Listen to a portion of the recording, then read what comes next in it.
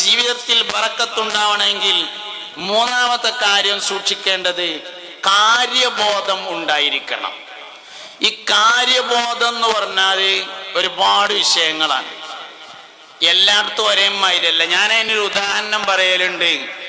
ഒരിക്കൽ ബഹുമാനപ്പെട്ട ഹൈദറസ് വലിയരെ പറ്റിയിട്ട്, അള്ളാഹു അവരുടെ ദറജ ഉയർത്തി കൊടുക്കട്ടെ, CH ഹൈദറസ് മുസ്ലിയാരെ കുറിച്ച് മഹാനവറുകളുടെ മകൻ തൊയ്യിബ് ഫൈലി പറഞ്ഞ ഒരു ഉദാഹരണമാണ് ഞാൻ പറയാറുള്ളത്. ഒരു ദിവസം ഹൈദറസ് വലിയര് വീട്ടിൽ കുളിക്കാൻ വേണ്ടി 2 ബക്കറ്റ് നിറയെ വെള്ളേറ്റ് ഇങ്ങനെ പോവുകയാണ്. അപ്പൊ തൊയ്യിബ് ഫൈലി, മുപ്പര മോൻ തൊയ്യിബ് ഫൈലി പറഞ്ഞു, ഞാൻ ഓടിച്ചെന്ന് ആ ബക്കറ്റും വെള്ളം വാങ്ങാൻ വേണ്ടി നോക്കിയപ്പോ വാപ്പ പറഞ്ഞു, ഇന്നിപ്പോ 2 ബക്കറ്റ് വെള്ളം മൂത്രപ്പരയ്ക്ക് കൊണ്ടക്കാൻ, കുളിറൂമുക്ക് കൊണ്ടക്കാൻ ഇന്നെക്കൊണ്ട് കഴിയും. എനിക്ക് വയ്യാത്തൊരു കാലഘട്ടം വരുമ്പോ നിങ്ങളൊക്കെ തന്നെ നോക്കേണ്ടത്, അപ്പ ചെയ്താ മതി, ഇന്ന് ഞാൻ കൊണ്ടുപോയിക്കോളാം. അങ്ങനെ മൂപ്പര് വെള്ളം കൊണ്ടച്ച് ഒരു വൈക്ക് പോകുക. കുഞ്ഞാപ്പു ഹാജി കൂടെയുണ്ട്, ബാപ്പുട്ടി ഹാജി കൂടെയുണ്ട്, തൊയ്യിബ് ഫൈലി ബാക്കിലുണ്ട്. കുഞ്ഞാപ്പു ഹാജിയും ബാപ്പുട്ടി ഹാജിയും കൂടി വർത്താനം പറഞ്ഞിങ്ങനെ അതിൽ മുഴുകി ഇങ്ങനെ മുന്നോട്ട് പോയപ്പോ തൊയ്യിബ് ഫൈലി ബാക്ക് മാറിയിട്ട്, ഹൈദറസൂലിയൊരു ബാക്ക് ഇങ്ങനെ മെല്ലെ മാറിയിട്ട് മൂപ്പരെ കയ്യിലുണ്ടായിരുന്ന ഇത്ര പോന്ന ഒരു ബാഗ് മകന്റെ അടുത്ത് തൊയ്യിബ് വൈസിയുടെ കയ്യിൽ കൊടുത്തിട്ട് പറഞ്ഞു, തരേ ഇതവിടെ പിടിച്ചോന്ന്. കക്കൂസിക്ക് കുളിറൂമുക്ക് പോകുമ്പോ 2 ബക്കറ്റ് നിറയെ വെള്ളം കനയില്ലാന്നും ഇത്ര പോന്നൊരു ബാഗ് കനേറിയെന്നും അല്ല, വാപ്പാന്റെ ബാഗ് ആൾക്കാരിടയിൽ വെച്ചിട്ട് മകനാണ് പിടിക്കേണ്ടത് എന്ന് പഠിപ്പിക്കുകയായിരുന്നു ചെയ്തത്. ഈ വിദ്യാഭ്യാസത്തെയാണ് കാര്യബോധം എന്ന് പറയുന്നത്. ഇതൊരു മനുഷ്യന് ഉണ്ടായാലേ ജീവിതത്തിൽ ബർക്കത്തുണ്ടാവുള്ളൂ. കാര്യബോധം ഉണ്ടാവണം. കാര്യബോധത്തെയാണ് ഹാലി എന്ന് പറയുന്നത്, അവസ്ഥ എന്ന് പറയുന്നത്. അബൂജഹൽ ലഅനത്തുല്ലാഹി അലൈഹി വിവരമില്ലാതിരുന്നതല്ല പ്രശ്നം, കാര്യബോധം ഉണ്ടായില്ല എന്നുള്ളതാണ് പ്രശ്നം. അബൂജഹൽ വിവരമില്ലാത്തവനൊന്നല്ല, ഓന്റെ ഒറിജിനൽ പേര് അബുൽ ഹക്കം എന്നാണ്. ഒറിജിനൽ പേര് അബുൽ ഹക്കം എന്നാണ്. വിവരമുള്ളവൻ തന്നെ. ഒരു വിവരമില്ലാത്ത ആളെ പിടിച്ചിങ്ങാണ്ട് ഖുറൈശികള് നേതാവാക്കൊന്നുമില്ല. വിവരമുണ്ട്. വിവരം എത്ര ഉണ്ടായിട്ടും കാര്യമില്ല. ആ വിവരം ബോധമാണെങ്കിൽ മാത്രമാണ് കാര്യമുള്ളത് എന്നതാണ്. ബോധമില്ല എന്ന് തന്നെയാണ് പ്രശ്നം. ചിലപ്പോ ഞമ്മക്കില്ലാതാവലുണ്ട്. ഒരു വിഷയം ഉണ്ട് എന്ന് പറയാൻ വലിയ വിവരം വേണ്ട, പക്ഷെ ഒരു വിഷയം ഇല്ല എന്ന് പറയാൻ നല്ല വിവരം വേണം.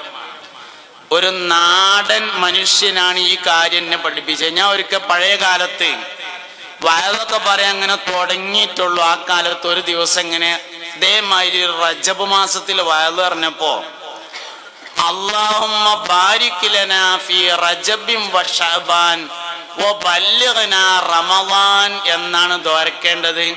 ഷഹ്റ റമളാൻ എന്ന് ദ്വാരക്കണ്ട, അങ്ങനെ ഹദീസിലില്ല എന്ന് പറഞ്ഞു. അപ്പം മലയാളം പരിഭാഷ മാത്രം വായിച്ച് പരിചയമുള്ള ഒരാള് വയല് കഴിഞ്ഞു പോകുമ്പോ എന്നോട് പറഞ്ഞു, ഉസ്താദേ, ഒരു മലയാളം ബുക്കില് അബൂ നുഐം റളിയല്ലാഹു അൻഹു റിപ്പോർട്ട് ചെയ്ത ഹദീസിൽ ഷഹ്റാന്നും കൂടി ഉണ്ട് എന്ന് കണ്ടിട്ടുണ്ട് എന്ന് പറഞ്ഞു. എന്നെ വളരെയധികം ചിന്തിപ്പിച്ച ഒരു സംഭവമായിരുന്നു അത്. ഒരു വിഷയം ഇല്ല എന്ന് പറയണമെങ്കിൽ നല്ലോണം വിവരം വേണം, ഉണ്ട് എന്ന് പറയാൻ അത്ര തന്നെ വിവരം വേണ്ട എന്നത് മനസ്സിലായി തന്നെ. ഞാൻ ഇപ്പൊ അടുത്തൊരു ദിവസം വേങ്ങര കോയപ്പാപ്പാനെ പറ്റിയിട്ട് ഇങ്ങനെ പറയാണ്. കുറെ സ്വാലിഹീങ്ങളെ കുറിച്ച് ഇങ്ങനെ പറഞ്ഞുകൊണ്ടിരിക്കുകയാണ്. ആ കൂട്ടത്തിൽ വേങ്ങര കോയപ്പാപ്പാനെ പറ്റി പറഞ്ഞു. വേങ്ങരയിൽ കോയപ്പാപ്പ എന്ന് പറഞ്ഞ ഒരാളുണ്ടായിരുന്നു. ജീവിതകാലത്ത് അദ്ദേഹത്തിന്റെ രഹസ്യങ്ങളെ കുറിച്ച് പലർക്കും അറിയുമായിരുന്നില്ല. പക്ഷെ അദ്ദേഹത്തിന് ഒരുപാട് ശിഷ്യന്മാരുണ്ടായിരുന്നു.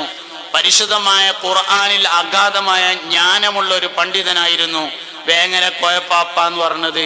കുഞ്ഞി മുഹമ്മദ് എന്നായിരുന്നു അദ്ദേഹത്തിനെ വിളിച്ചിരുന്ന പേര്. മുഹമ്മദ് എന്നാണ് വാപ്പട്ട പേര്. മൂപ്പര വാപ്പാന്റെ പേരും മുഹമ്മദാണ്, വല്ലിപ്പാന്റെ പേരും മുഹമ്മദാണ്.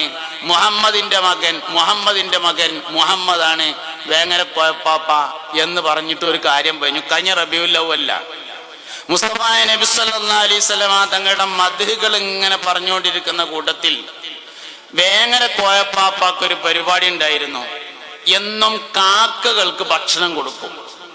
കുറേ അരിയൊക്കെ വാങ്ങി ഗോതമ്പൊക്കെ വാങ്ങിയിട്ട് കാക്കകൾക്ക് കൊടുക്കും. അപ്പൊ മൂപ്പരെ ജീവിതകാലത്ത് മൂപ്പരിൽ നിന്ന് ഭക്ഷണം കിട്ടാൻ വേണ്ടി ധാരാളം കാക്കകൾ വേങ്ങരയിൽ വരൽ പതിവുണ്ടായിരുന്നു. ഒരുപാട് കാക്കകൾ വരും. കാരണം ഇഷ്ടം പോലെ ഭക്ഷണം ഇങ്ങനെ വിതരണം ചെയ്യും. അപ്പൊ മഹാനവറുകളോട് ഒരു ദിവസം എന്തിനാ നിങ്ങൾ ഈ കാക്കകൾക്ക് ഭക്ഷണം കൊടുക്കണേന്ന് ചോദിച്ചപ്പോ അദ്ദേഹം പറഞ്ഞു അത്രേ, കാക്കകൾ 1000 കൊല്ലത്തിലധികം ജീവിക്കുമെന്നാണ്. അപ്പോൾ മുത്തുനബി സല്ലല്ലാഹു അലൈഹി വസല്ലമയെ കണ്ട കാക്കകൾ ആ കൂട്ടത്തിൽ ഉണ്ടായാലോ എന്ന് കരുതിയിട്ടാണ് ഞാൻ അതിന് ഭക്ഷണം കൊടുക്കുന്നത് എന്ന് പറഞ്ഞു എന്നാണ്. കുറെ കഴിഞ്ഞപ്പോ എന്റെ വാട്സപ്പിൽ ഒരു മെസ്സേജ് വന്നു, ഉസ്താദ് ഇങ്ങനെ പറഞ്ഞോ, കാക്കകൾ പരമാവധി പോയാൽ 20 കൊല്ലേ ജീവിക്കുള്ളൂ എന്നാണല്ലോ ഉള്ളത്. ഈ പൊട്ടത്തരൊക്കെ പറഞ്ഞിട്ട് എന്തിനാ ദീനീ പ്രബോധനം നടത്തുന്നത് എന്നാണ് ചോദ്യം. ഒന്ന്, അത് വേങ്ങര കോയപ്പാപ്പ അങ്ങനെ പറഞ്ഞു എന്നാണ് ഞാൻ പറഞ്ഞിട്ടുള്ളത്. അതിന് മഹാനവറുകളുടെ അടുത്ത് എന്തെങ്കിലും കാരണം ഉണ്ടായിരിക്കും. 20 കൊല്ലേ കാക്കകൾ ജീവിക്കുള്ളൂ എന്നത് ആധുനിക പഠനമാണ് എന്നത് ഞാൻ സമ്മതിക്കുന്നു. മാക്കൗൺ എന്ന പേരായ ഒരാളാണ് ആ പഠന റിപ്പോർട്ട് പ്രസിദ്ധീകരിച്ചിട്ടുള്ളത്. ആ പഠന റിപ്പോർട്ട് വന്ന അതേ പോർട്ടലിൽ തന്നെ കുറച്ച് താഴത്തേക്ക് പോന്നാല് 27 കൊല്ലം ജീവിച്ച കാക്കന്റെ ചരിത്രം വേറെ പറയുന്നുണ്ട്. 56 കൊല്ലം ജീവിച്ച കാക്കയുടെ ചരിത്രം അതിന്റെ താഴെ പറയുന്നുണ്ട്. അപ്പൊ തന്നെ മനസ്സിലാവും 20 അല്ല അതിലേറെ ഉണ്ട് എന്നുള്ളത്. പിന്നെ മാത്രമല്ല, അതൊരു അഭിപ്രായമാണ്. ഒരു പക്ഷേ ഭൂരിപക്ഷ അഭിപ്രായം ആയിക്കോളുന്നില്ല, ന്യൂനപക്ഷ അഭിപ്രായമായിരിക്കാം. മുസ്തഫ നബി സല്ലല്ലാഹു അലൈഹി വസല്ലമ തങ്ങൾ കാക്കകളെ കുറിച്ച് പറഞ്ഞ ഹദീസ് മിഷ്കാത്തിലുണ്ട്. ഇമാം അഹ്മദ് റളിയല്ലാഹു അൻഹു റിപ്പോർട്ട് ചെയ്തിട്ടുണ്ട്.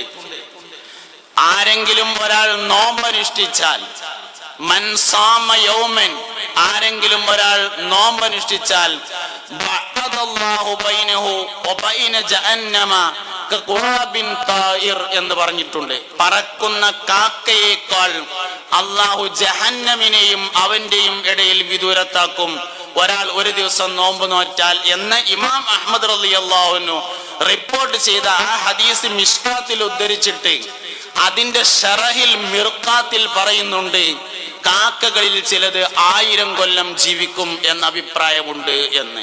ഇതേ അഭിപ്രായം തന്നെ ഹയാത്തുൽ ഹയവാനിലുണ്ട്.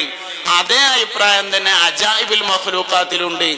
ഈ ആളുകളൊക്കെ പറഞ്ഞതിനേക്കാൾ പ്രധാനപ്പെട്ടത് മാക്കൗൺ പറഞ്ഞ അഭിപ്രായമാണ് എങ്കിൽ അതിനെ അംഗീകരിക്കാവുന്നതാണ്.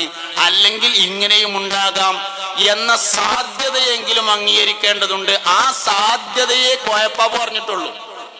കോയപ്പാപ്പ് ഉറപ്പിച്ചു പറഞ്ഞിട്ടൊന്നുമില്ല. കാക്കകളിൽ ചിലത് 1000 കൊല്ലം ജീവിക്കാമെന്ന് പറയുന്നുണ്ട്. ഒരുപക്ഷെ മുസ്തഫ നബി സല്ലല്ലാഹു അലൈഹി വസല്ലമ തങ്ങളെ കണ്ട കാക്കകൾ ഇതിൽ ഉണ്ടായിരിക്കാം എന്നതാണ് ഞാൻ ഇവകൾക്ക് ഇങ്ങനെ ഭക്ഷണം കൊടുക്കുന്നതിന്റെ കാരണം എന്നേ അദ്ദേഹം പറഞ്ഞിട്ടുള്ളൂ. എന്നോട് ചോദിച്ചാലോട് ഞാൻ പറഞ്ഞ മറുപടി ഇതൊന്നല്ല, കാക്ക എത്ര കാലം ജീവിച്ചാലും യുക്തിവാദം ശരിയാണെന്ന് അതുകൊണ്ട് വരൂല. യുക്തിവാദം ശരിയാണെന്ന് കാക്ക ജീവിച്ചാന്ന് തന്നെ വെക്കുക, എന്നാലും യുക്തിവാദം ശരിയാണെന്ന് ഒരിക്കലും അതുകൊണ്ട് വരൂലല്ലോ. ഞാനിതെന്താ പറഞ്ഞ വെച്ചാല്, ഓരോ വിഷയങ്ങളെ കുറിച്ചുമുള്ള കാര്യബോധം ഉണ്ടാകുമ്പോൾ ജീവിതത്തിൽ ബർക്കത്തുണ്ടാവുമെന്നാണ്. അത് എനിക്കുമാണ്, നിങ്ങൾക്കുമാണ്, എല്ലാവർക്കും വേണം. എല്ലാ മനുഷ്യനും ഉണ്ടായിരിക്കേണ്ട വളരെ പ്രധാനപ്പെട്ട ഒരു കാര്യമാണ്. റജബിലെ ബറക്കത്ത്, ഷഅബാനിലെ ബറക്കത്ത്, റമളാനിലെ ബറക്കത്ത്. 3 മാസം ബറക്കത്തിൻ്റെതായ എണ്ണിയിട്ടുണ്ട്. റജബിലെ ബറക്കത്ത് എന്ന് പറയുന്നത് അബൂദാവൂദിന്റെ ഷറഹിൽ കാണും. അല്ലാഹു റബ്ബുൽ ഇസ്സത്തിനെ മനസ്സിലാക്കലാണ് റജബിലെ ബറക്കത്ത് എന്ന്. ഷഅബാനിലെ ബറക്കത്ത് മുസ്തഫ നബി സല്ലല്ലാഹു അലൈഹി വസല്ലമ തങ്ങളെ മനസ്സിലാക്കലാകുന്നു. റമളാനിലെ ബറക്കത്ത് ഉമ്മത്ത് മുഹമ്മദിനെ സല്ലല്ലാഹു അലൈഹി വസല്ലമയെ മനസ്സിലാക്കലാണ്. അവർ റജബിൽ നമ്മൾ ബറക്കത്തിന് ദ്വാരക്കണം. ദ്വാരന്നാൽ മാത്രം പോരാ, റജബിലെ ബറക്കത്ത് അള്ളാഹുവിനെ മനസ്സിലാക്കലാണ്. ഈ പ്രപഞ്ചത്തിലെ എല്ലാ വസ്തുക്കളെ കുറിച്ച് ചിന്തിച്ചാലും അള്ളാഹുവിലേക്ക് എത്തിച്ചേരാൻ കഴിയുമെന്നാണ്. അള്ളാഹുവിനെ കുറിച്ചുള്ള ചിന്തകൾക്കാണ് ദിക്ർ എന്ന് പറയാം. വഅദ് യഥാർത്ഥത്തിൽ ദിക്റിനുള്ളതാണ്. ദിക്റുകൾ 4 തരത്തിലുണ്ടെന്നാണ്.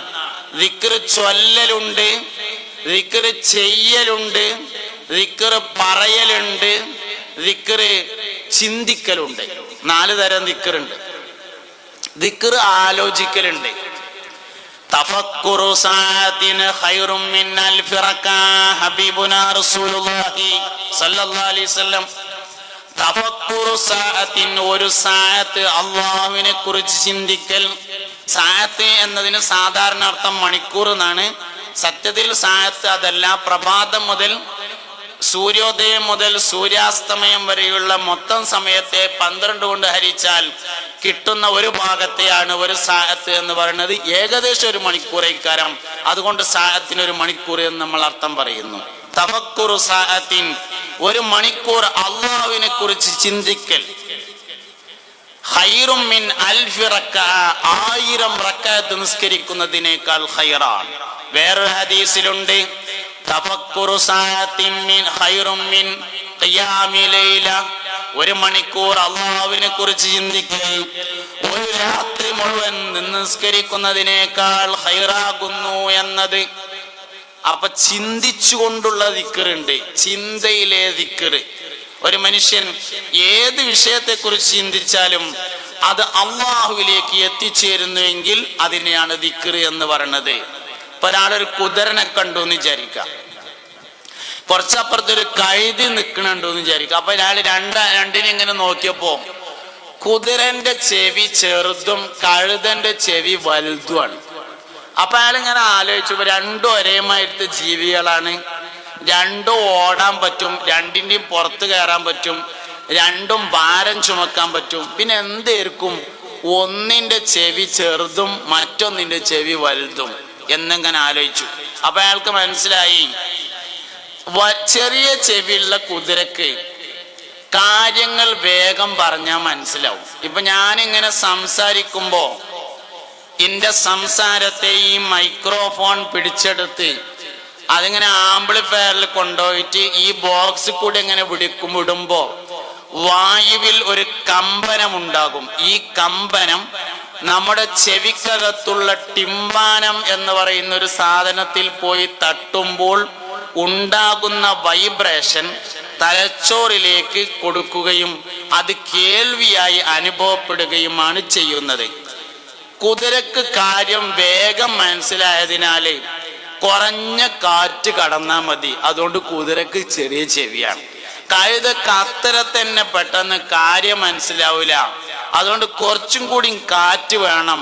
അതുകൊണ്ട് വലിയ ചെവിയാണ് എന്ന് ഒരാൾ ഇങ്ങനെ ആലോചിച്ചപ്പോ അള്ളാഹുവിൻ്റെ ഒരു പണില്ലേ എന്ന് ഓർമ്മ വന്നാൽ ആ ചിന്ത ദിക്ർ എന്ന് പറയും.